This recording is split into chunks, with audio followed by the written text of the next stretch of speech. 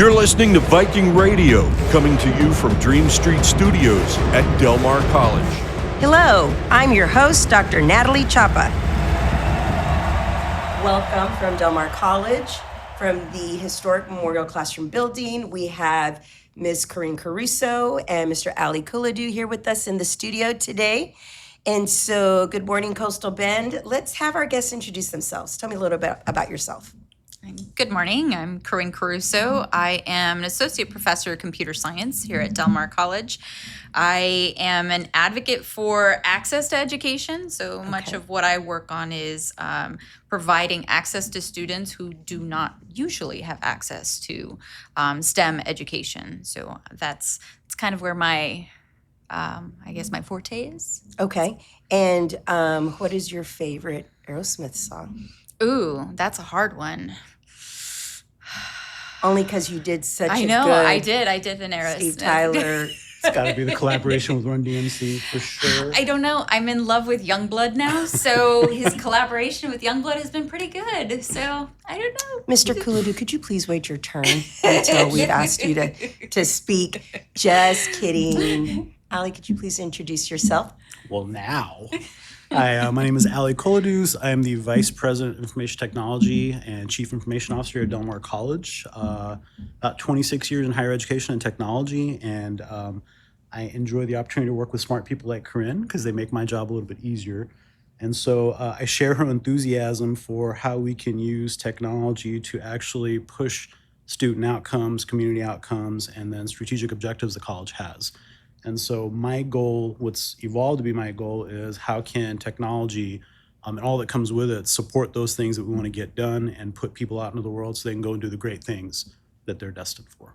Well, and I appreciate y'all being here today because I think part of this opportunity of us being out in the community using this vehicle of communication is that I think a lot of people don't realize how maybe sophisticated a community college can be when it comes to things that we're thinking of, trying to be innovative, trying to stay ahead in higher education and for our community. So I appreciate y'all being here today. Mm-hmm. And so one of the things that I wanted to bring up today was the topic of artificial intelligence, or as we're hearing it constantly everywhere, AI. And I feel like maybe like 4 years ago, your team, you said, oh yeah, my team's looking at it. Yep. Some of the professors have some concerns. And then we went from that to like 2 years later, AI, artificial intelligence, has just erupted.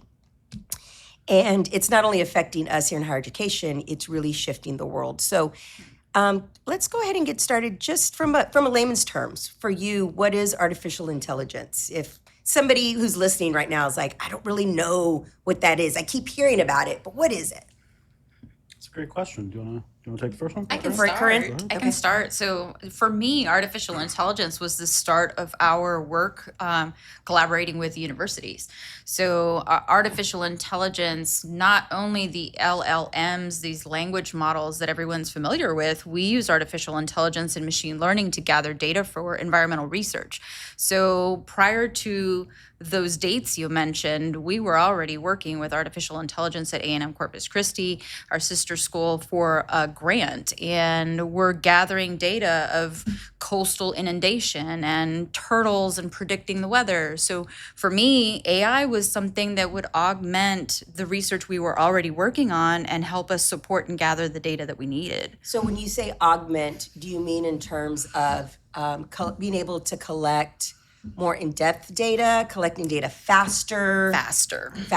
Yes, okay. To grab that data quick enough so that we can focus on the analysis side and the hypothesis of why the turtles were struggling during certain periods, how quickly we could adapt to those changes. These are things that we'd been working on for a long time already, but AI helped make that a little bit faster for us. Wow, okay. Ali, what do you say? So from my perspective, I guess starting at what I think AI is, or what it means to me, is from a philosophical perspective, it seems like it's humanity's attempt at creating another intelligence, something like itself, something that shows us that we're not necessarily alone in the universe. And so I think in a lot of cases, when you think about artificial intelligence, when you see it in Hollywood movies or in greater media, You get the standard things like it's Skynet, it's the killer robot that's going to come after us, it's going to take over all our jobs and stuff like that. And there may be an element of that, it's still a developing field, but I think what artificial intelligence really shows us is the culmination of technologies that work seamlessly together to give people a more human-like experience when they interact with technology. It does all those things that Korinne mentioned. It can help us with research. It can help us with potentially building insight. It can help us with organization and automation. But I think at its core, it's an attempt for humans to relate to their technology in a more human way, in a way that's conversational as opposed to using codes or programming or things of that nature. So that's a really good point. It's a bridge. Yeah, I would say so. Okay, Yeah. so little Natalie in 8th grade took this like honors coding course, and the only reason, full disclosure, I took it was so that I could get more credit, and so it would help towards my college credit. Sorry, and so I had no idea what I was doing. Yeah. And I still don't. That's not how my brain works. I can't code. And I would say most people out there right now are not going to be able to code something, right? And so there's a lot of things that we can't do that we rely on programs or other people. But I'm thinking like for somebody like me with AI, I don't need to know how to code. Google is very now a little bit almost slow in terms of if you have an opportunity to use something like AI, you get information super fast, all of the information analyzed and kind of in a neat package that you can understand. Am I simplifying it too much? I don't think so. I'm gonna start go on this ahead. one. I'll pass it off. So I think there's a couple of different levels of AI that we should be aware of. And when we talk about the general populace, most people are most familiar with like what we call the large language models, things like ChatGPT and Copilot and Claude. These are the things that you interact with conversationally. Meaning that like you can be on your laptop Yeah, or exactly. on your phone and you can type something into In to human that. language, you talk to Okay. it as if you would another person, and it responds back to you, and it can follow commands. But that's the user facing, the human facing portion of AI. There's also like autonomous decision systems that take a range of inputs, whether it's data or triggers or from a sensor or something, and then it takes an action, a predefined action based on that. There's semi-autonomous decision systems where it generates insights and then hands those off to a human to make a decision. So I think when we're talking about artificial intelligence, it's really important for people to realize what most people refer to as AI is really just the tip of the iceberg, the user experience portion of it. But there's a lot of AI applications that people have actually been using for probably 10 or 15 years without even knowing it. Long time. Yeah. Yes. Yeah. So I took my daughter to San Francisco for spring break. And as soon as we landed, every billboard was about some sort of company or career profession area and the AI tool that was being marketed for it. And so it really is now, Korinne, you said you've been using this for years in science and biology. And now you can use it for accounting Yes. Yep. in your small business or marketing analysis. And that, I think, for a community is where we have to start grappling with it. Like, how do I, as just an everyday person, incorporate this? But then if you think about us from a higher education institution perspective, that opens up a whole can of worms when it comes to AI. I would say almost a very valid question is not how can I utilize this, but should I utilize this? Okay. Because there's definitely there's a monetization component that comes with any technology. Like there's a vested interest in putting a technology out there and to sell, what it can do and so forth. You make a really good point in higher education. Our goal here is to produce people that can critically think and can go out into the world and do things, right? And so I think we need to be really careful, like the intelligence part of artificial intelligence isn't quite to the point where we would compare it to like a human intelligence, something that can think and synthesize and conclude, right? What it's doing is essentially putting together the collective output of humanity in a very easy to access format. And so, going back to your earlier example, AI can definitely help you code where you might not have been able to before. AI can help you generate a better looking memo.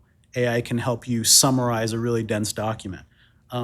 There's certain instances where things that we need to be more aware of, like people are using AI now for like the social aspect in their lives that might be missing. And that's something we need to be careful of, again, in a higher education I setting, have been right? hearing a lot of that when my friends are like, yeah, I talk to chat.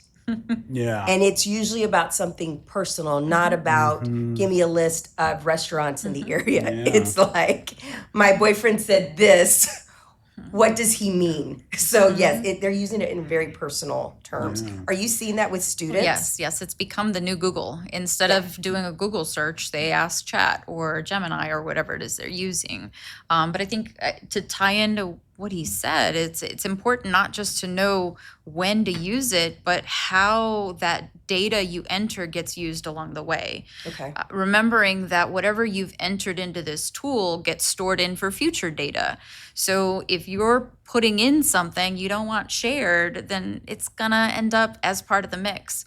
The other thing to consider is the data that you are receiving from these tools comes from the data that has already been uploaded to the tools. So if that data is being provided by a third vendor party you know nothing about, somebody who does not have the morals and ethics to load properly, bias, anything like that, you're getting the response from that tool based on that set of data. Okay. So you should always consider, when should I use it? Is this a good point to use it for? There was a time when everyone was making their pictures of themselves and generating those things. Oh my God, my 82-year-old mom just did that. Yes, on Facebook. and classes like blew up. Like, look at the picture that I drew. I'm like, do you realize that one image took water, it took machines, it took the minerals that the machines need to be able to create that image. And when people start to think about that environmental aspect, they go, wow, I didn't know it. You have to actually mine for earth minerals to create these tools to be able to use AI. I don't think a lot of people realize that. I think they also might not take into account another component is it was the collective efforts and output of thousands of other people that got rolled into whatever it was that you made for fun. And so there's also an element of all the people and ideas that came before that should get taken into consideration, right? When we talk about the outputs for artificial intelligence, in addition to everything else that we mentioned. Yeah. So I heard my college age kiddo talking to my soon-to-be high school kiddo about, you can't use AI in college, right? Because, they will catch you, and she's like, I don't care. And so that's a whole other topic and conversation on good parenting. But what are you seeing with the students, the opportunities that are coming from it? I know that we hear a lot about the challenges, but there's some good ways, like you said. When do you use it? Yeah, there's quite a bit of concern from the student side because some professors will say don't use it. Other professors will say you can't get a job unless you know it.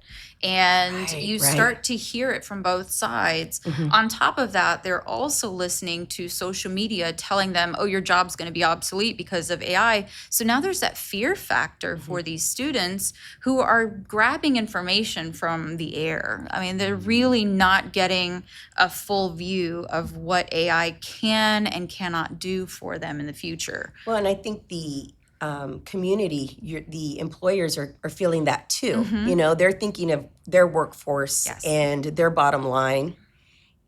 But then they're like, are these positions, are we going to even need them in 5 years? A lot of people don't know. But I will say to that, in a recent industry advisory meeting, our partners said, we want them using it, but you better test them in person on paper because we want them to have the foundational skills in programming and coding knowledge so that when they have to use the AI tool, which they do use, when they have to use that AI tool in the workplace, that they can decipher whether the code is correct, if it's going the right direction, does it fit their standards at their company? So they want them using it, but they want to know that the foundation is strong for them to be able to discern when it's right and wrong. Yeah, you definitely don't want this generation of students and the ones coming after to treat this tool like a crutch. You don't want to build a dependency. I think also students naturally, because of their age and because, they don't have the real world concerns that grind you down and make you like a quote unquote practical person, they're probably the best group of early adopters and enthusiasts and people with just natural curiosity. I think, and I'm speaking from a non-academic perspective, I do teach, but I don't teach full time, and I have a great deal of respect for the people that do because they have real valid concerns in the classroom. That being said, I think we need to explore ways of how we can encourage students to responsibly use this tool rather than drawing lines in the sand saying, here's where it's good and here's where it's not. I think judgment on the part of the user is really important. You can give a framer a hammer and you expect them to know when to use it and how to use it and how hard to hit with it. And if you hit a nail too hard, it'll bend. But if you hit a nail just right, you drive it in. And I think AI needs to get to that point of utilization because she's right. I, as a hiring manager, expect whoever comes in to do a job uses every tool available to do the job as quickly and effectively as possible. And there's no philosophical for or against. There's an objective and there's time and money involved and we need to get there, right? And so, I think the student question is one that we need to put, not that we haven't, right, but a lot more time into and figure out how do we support responsible use as opposed to compartmentalizing when and where. Right, because I don't think that'll be effective. I appreciate that. And I think that people out in the community appreciate that too, that they're actually people here at Del Mar College, faculty and staff, they're focused on that are asking that, but also working on that problem. We'll be right back. This is where you want to be, to dream, to grow, to graduate and succeed. This is Oso Creek Campus at Del Mar College, home to core classes and signature programs with cutting-edge labs and state-of-the-art facilities. This is a place of innovation, transformation, and support. This is your time, your future. This is where you belong. Learn more at dmcdreams.com. Again, just a reminder, we are here at Del Mar College with Miss Korinne Caruso and Mr. Ali Kolahdouz, talking about artificial intelligence and its impact in higher education, in our community. And so going back to what y'all were saying in terms of the students using it, we've talked about you just have to learn how to use it properly, right? So what if you are a retiree, and now people retire in their early 50s. I mean, have whole careers ahead of them, lives, chapters still going. And you're trying to get sense of what AI is and how to use it. What do you suggest to someone like us? I'll give you the example of my old man. He's just turned 78. He has ChatGPT on his phone. He uses it to ask questions about incoming weather. Why is something the way it is? The historical significance of something that he saw. Travel planning for him and my mom. I mean, AI can definitely be used to help speed up the work you do, but it can also be like a personal concierge for you, right? There were commercials out 15, 20 years ago that actually simulated someone being able to talk to their laptop, and there was like a little puppy icon that would run around and buy their tickets and get movie theater reservations. And that is something that AI could be in a rough form used for right now. And I think over time, it'll get built into those kind of agent-like features where you just tell it what you need and it'll take care of the manual work for you. Right? So is he also doing this is what I look like when I'm 30 years old, like Mini Chapa? Oh yeah, absolutely. My God, I'm like, him and my mom both. Yeah. Stop doing that.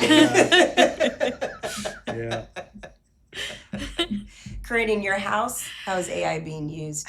In my house, it's used as a personal assistant. Everything in our house has an Alexa set up. We have constant conversations to add things to shopping lists. And so in our house, it's an assistant. And my son has the same issues. He's in high school right now. And he's like, it's sometimes waiting for somebody to give me an answer. It's faster for me to just type it in and get it. The challenge now is that many classrooms don't allow technology in the classroom, don't allow the phones or computers.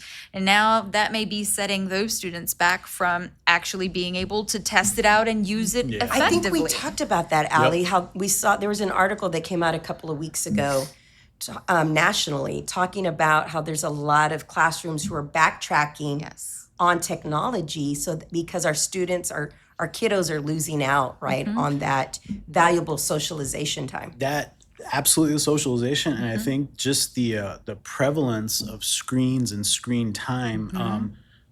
It's just so easy to spend time and have it kind of abstract a lot of the effort that's taken to do stuff. But just like, I mean, I'm going to date myself here. I grew up in the early 80s. And Wow. Yeah, thanks.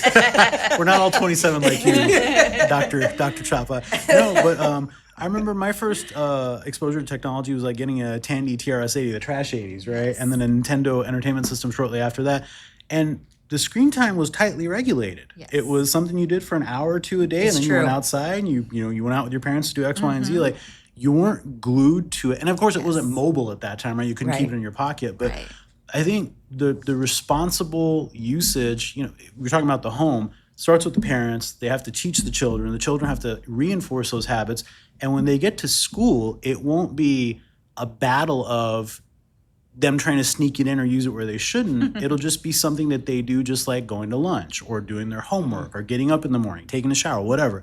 I think it needs to evolve to that level of kind of standardization, and that will support responsible usage because it won't be as novel or as big of a aid, I think it's seen right now, but really I think becoming more of a crutch because we rely on it so much. Well, and it's hard because it's hard to sometimes be the adult and be the responsible one using technology because sometimes as adults, we do the same thing. As soon as we wake up, now I don't even know if I realize it. I grab my phone to check something. Yeah. You brought up earlier things that the college is doing.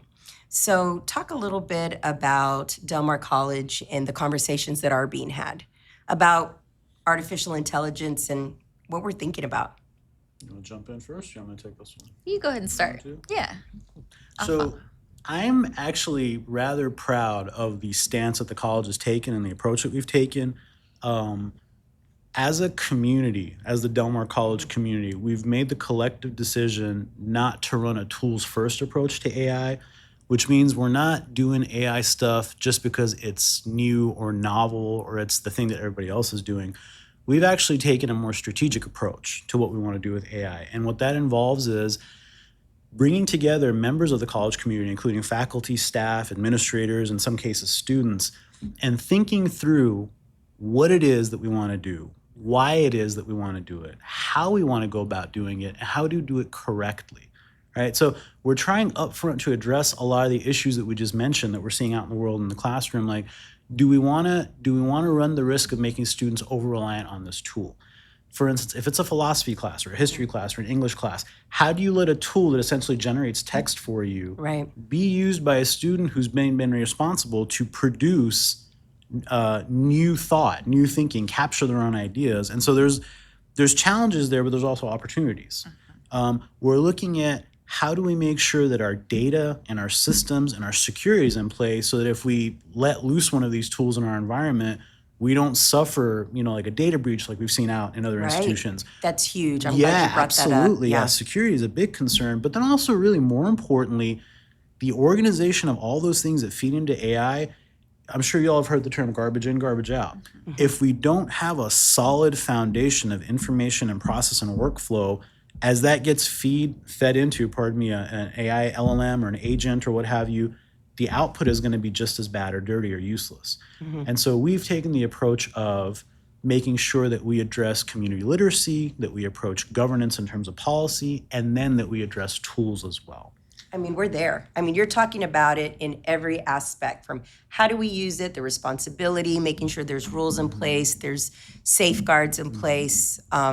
I'm glad that the college is actually thinking about that. I want to give a shout out to the Del Mar College faculty. They are probably putting in, I'd say, 70% of the effort to drive that forward. They are leading our working groups. They have been huge collaborators and proponents with the IT division here at Del Mar. And so I want to thank, on behalf of everybody, I want to thank Korinne as a representative and give her a chance to, kind of share her thoughts. Yeah, that definitely has been the greatest part of the movement within our college is the fact that faculty, staff, students, everyone is joining in on the discussions. We've had open forums where we can ask the questions that are burning and bothering us in the classroom. We've had panel discussions where we can get information from K-12 teachers, but also students that are interacting with the tools. So we've had collaboration across the college that I haven't seen before. It's been fantastic for all of the faculty, staff, students to be engaged in a way that I haven't seen. We have found actionable ways to engage everyone in the discussions, to educate each other on new tools and new methods, to bring an awareness to something that, oh, I didn't see that tool has been used. I didn't know anybody was even using that right now. It's opened up our eyes to things that are happening across the college and outside in the community as well. So it has been wonderful to get that support from the administration level. So we'd have to thank and shout out to them too, because it's definitely helped us feel more comfortable to have open conversation.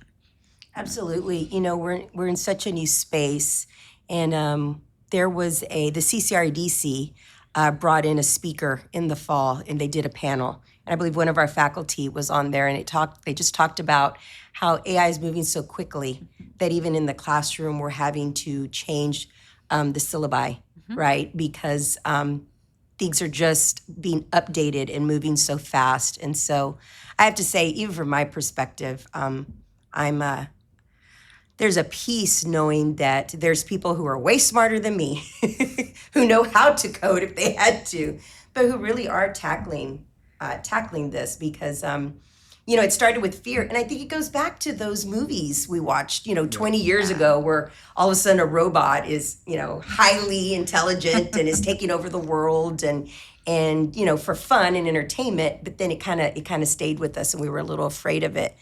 But the reality is that we're here. Yeah. And to add to that, it also amplifies the thought of it's not smarter than me. It's more resourceful. AI is about using resources that you never had at your fingertips. So when a student thinks I'm not smart enough, it's not that conversation anymore. It's now what resources can I use to help me get to that point? And that's the part of access that I absolutely love with AI tools behind it, because I know nobody can say I'm not smart enough. Right. They can now say I need the resources to get there. What are those resources? And that does take energy and time to really learn how to navigate that. What questions to ask, how to use it, how to analyze the data. You still have to do that from the human element. But that's the core of education, right? That's what we want from our students. We want that reflection. We want that synthesis. We want that knowledge building and experience. And so the fear that AI is going to supplant that, I think it's a valid, I shouldn't say fear, concern, but there's ways to make sure it's done, usefully and appropriately by challenging students great, you had a tool generate this for you. Tell me why you prompted it, why you conversed with it the way you did. And what do you think, why do you think it generated what it did? And how does this impact what you were thinking? Those are conversations, those are evolving conversations that I think we can use to maintain that level of development and knowledge building in the classroom. Yeah, self-regulated learning is what we're here for. We are trying to teach students to learn, not just crank out a test or complete a class. It's not about the grade, it's about the learning process. Right. And these tools can help them learn how to self-regulate. It's an important piece. Well, thank you so much. Again, Ms. Korinne. And Allie, I'm sorry, what do you do here again? I work in the facilities area. In all seriousness, thank you so much for coming in and talking about this really important topic for our students and for our community. I really appreciate your time today. We appreciate you, and we're really glad that we were important enough to be your second guest, Dr. Chapa. Oh, that was a mistake. Thank you very much. Thank you.